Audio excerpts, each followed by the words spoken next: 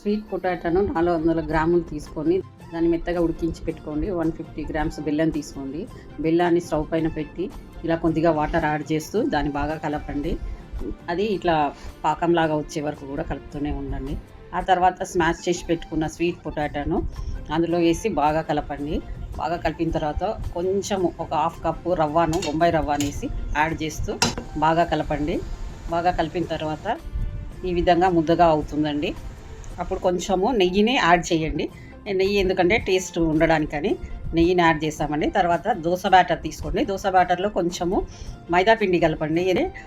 అది మనము వేడి నూనెలో వేసినప్పుడు పూర్ణాలు విచ్చుకోకుండా పగిలిపోకుండా ఉండడానికి కోసం అనేసి కొంచెం మైదా పిండిని యాడ్ చేస్తామండి. మైదా పిండి యాడ్ చేసిన దోస బ్యాటర్లో ఈ చేసుకున్న బౌల్స్ అన్నీ కూడా ఇందులో ముంచి ఆయిల్లో వేయాలండి. ఆయిల్లో వేసిన తర్వాత ఇలా చేస్తే చాలా హెల్దీ ఫుడ్ అండి.